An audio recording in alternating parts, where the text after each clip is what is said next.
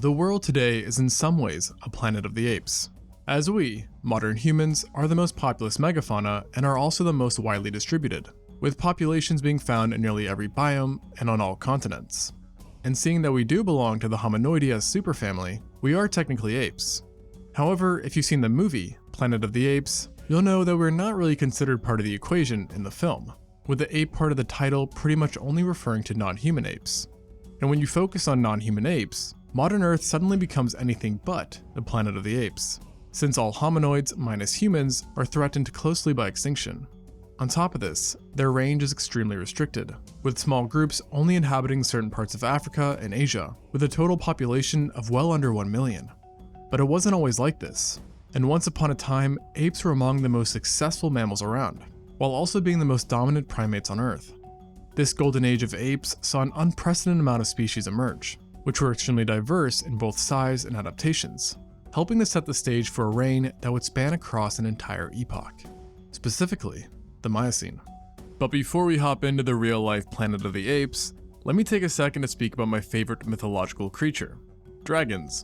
Specifically Dragon City, who is the sponsor of today's video. Dragon City is a little bit like How to Train Your Dragon, except on that Popeye spinach. There are over 1,000 different dragons that you can collect, hatch, or even evolve, some of which are based upon YouTubers. So if you ever wanted to raise a dragon version of your favorite YouTuber, now's your chance. Which unfortunately does not include us, but maybe in the future. Could be a thing. But of course, dragons aren't just some decoration for your city. These are fire-breathing, flying, theropod-looking creatures that you can use to battle other people and climb the competitive leaderboard.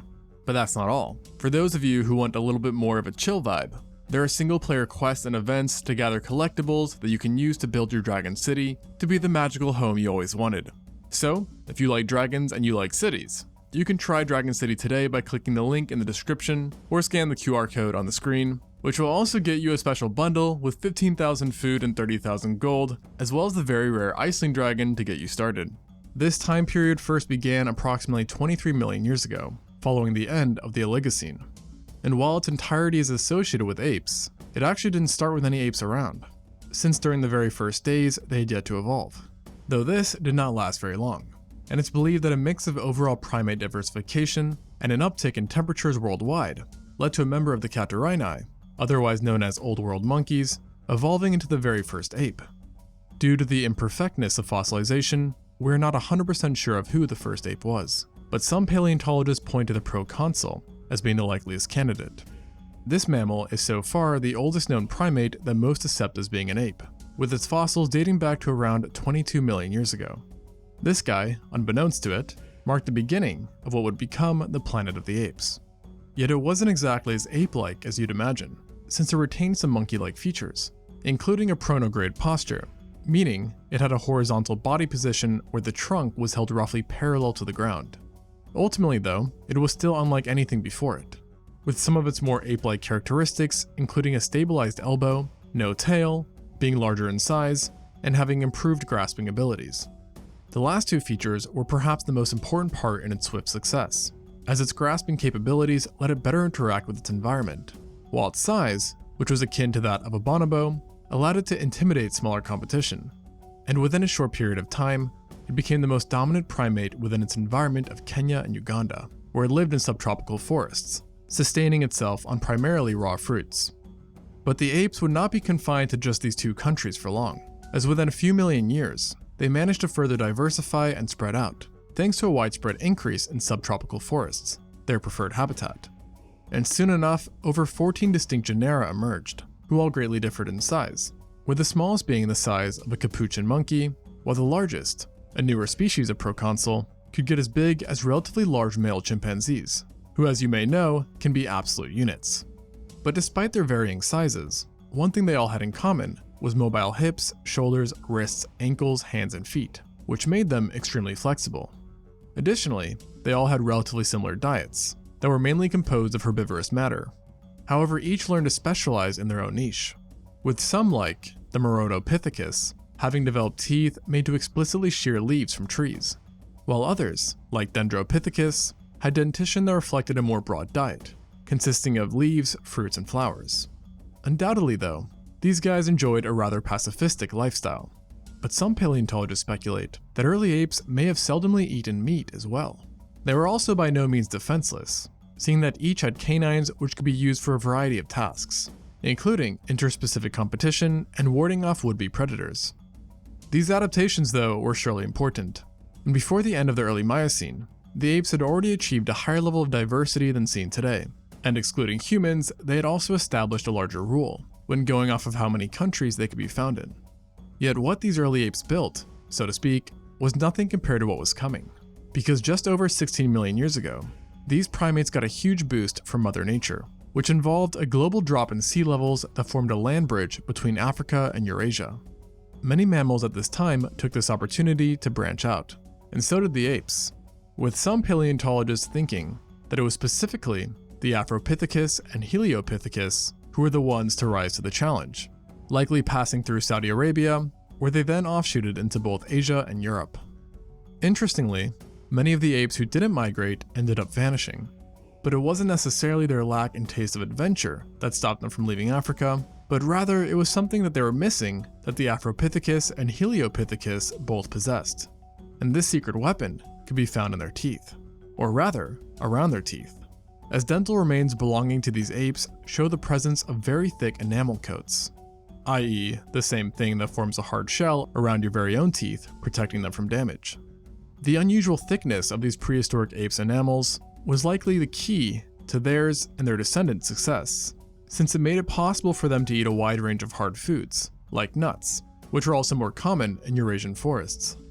And along with this advantage, they also didn't have to worry about the coldness that we usually associate with parts of Europe and Asia today, as pretty much the entire Miocene epoch was quite a bit warmer than the present.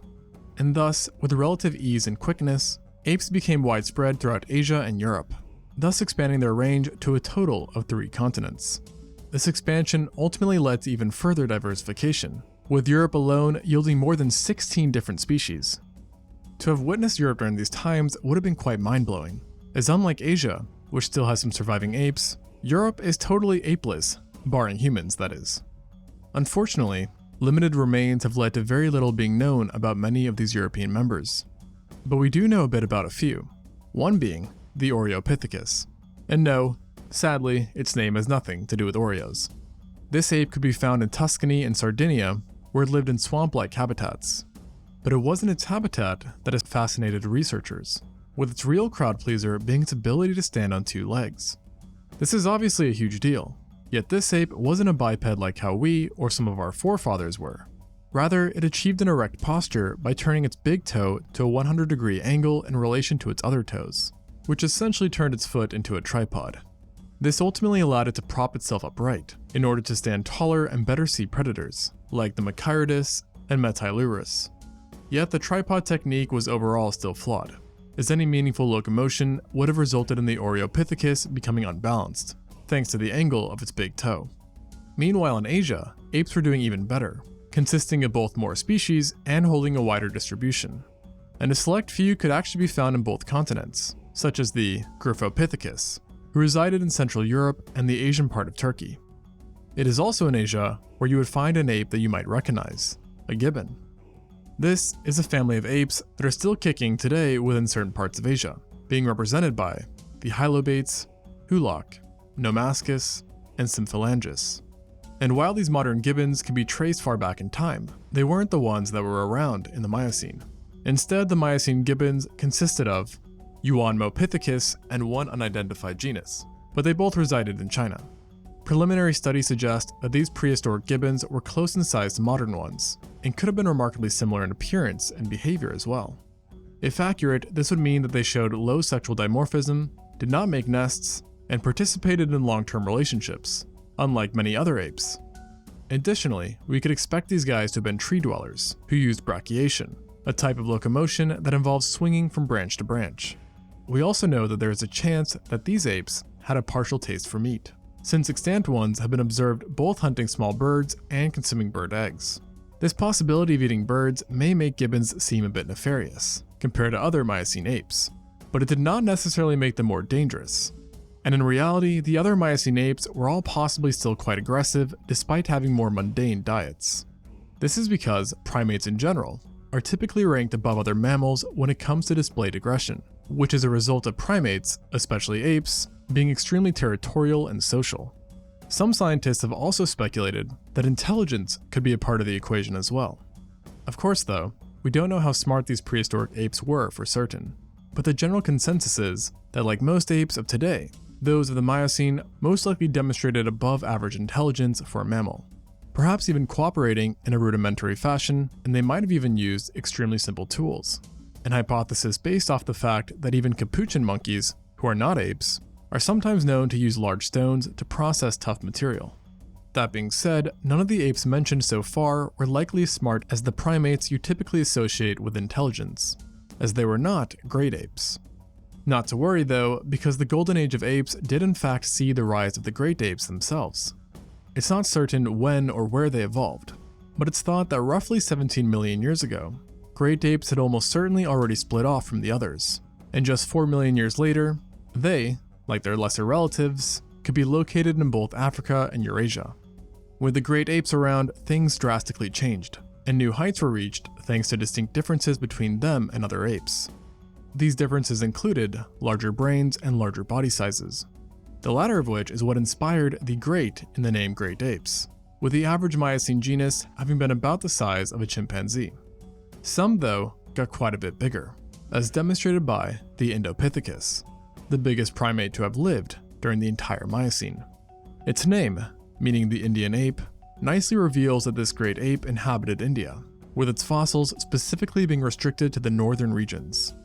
Most of these fossils consisted of teeth and sizable jawbones that were so big that paleontologists used to think that Indopithecus wasn't a valid genus and that its members were really Gigantopithecus, which is the biggest primate currently known to have ever lived.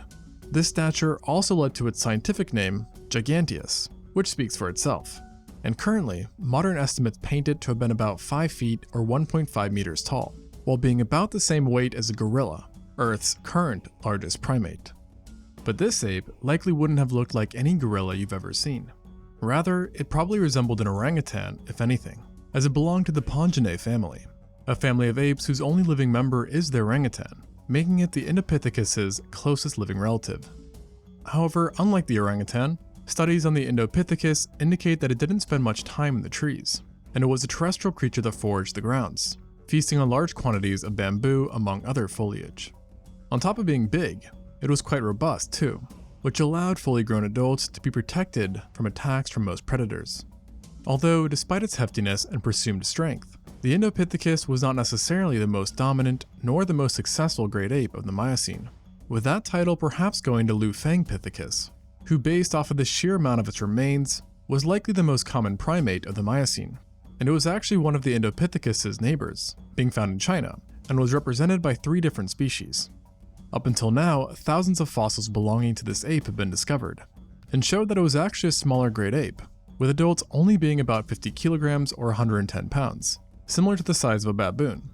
Its seemingly high population was likely the result of China containing expansive evergreen broad-leaved forests that experienced a relatively warm climate throughout the Lufangpithecus's existence. These rich forests provided it with an abundance of food such as hard and soft fruits. But despite the benefits that these rich forests provided, this great ape still has some considerable obstacles in life that came in the form of potential predators, such as crocodiles and saber-toothed cats. Disease was also quite rampant, evidenced by multiple specimens bearing signs of gingivitis, a form of gum disease that is relatively common amongst humans today. While Indopithecus had the size, and Lufangpithecus had the numbers, there were still a plethora of other interesting great apes that you could have run into, one of the most captivating being the Danuvius. This primate lived in what is now Germany some 12 million years ago, and it was unlike any ape before it, as some researchers have labeled it as the first ape to have been able to walk fully upright. This bold claim comes from the discovery of leg bones that were remarkably similar to our own. They also had S-shaped curved spines, which could have been used to help hold their bodies up while standing tall. And the bizarreness did not stop with the legs, as in addition to human-like leg bones, it also had orangutan-like arms, leading its researchers to describe it as an ape and a hominin all in one. Its robust, lanky arms would have allowed it to easily climb up trees and swing from branch to branch. And in life, paleontologists do not think that it relied on one pair of limbs more than the other. and simply used whichever was best fitted for its needs within a given moment. And of course, in true prehistoric fashion, things got even weirder, because on its feet, the Dinuvius had something we don't, and that is strong opposable big toes. The presence of these toes, along with its humanish legs, has made certain people suggest that Dinuvius might have been doing the majority of its walking in the trees, where it used its strong toes to grasp branches as it walked on top of them. This would have also freed up its hands, which could have then been used to collect food, and it offered another means of escaping predators who could climb as well. And so obviously, the Dinuvius was no doubt a very odd great ape.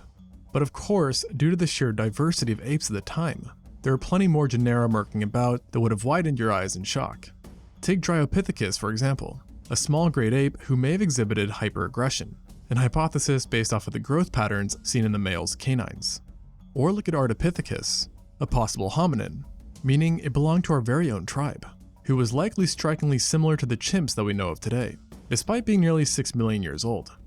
And all in all, paleontologists believe that the Miocene, or rather, the true planet of the apes, saw over 100 different species rise up.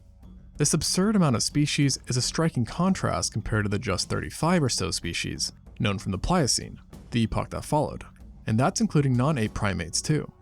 And sheer numbers wasn't the only indicator of their success, because as mentioned, their range was far greater than anything ever seen afterwards, and this map really helps to show this. However, the map does bring up a new question, one of great importance, and that is, what exactly happened to the planet of the apes? Well, just like how nature seemingly gave them all they needed to succeed, in other words, a warmer humid climate and expansive forests, it also eventually took everything they needed away.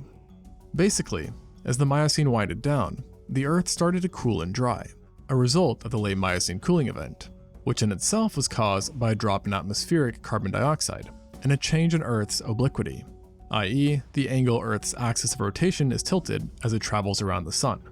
And unfortunately, these shifts were ultimately catastrophic for the dense forests which the Miocene apes depended on, leading to a slow but assured end of the real planet of the apes. And don't forget to check out Dragon City by clicking the link in the description or scanning the QR code, which will also get you a special bundle with 15,000 food and 30,000 gold, plus the very rare Iceling Dragon to get you started. And like always, thanks for watching, and until next time, on ExtinctZoo.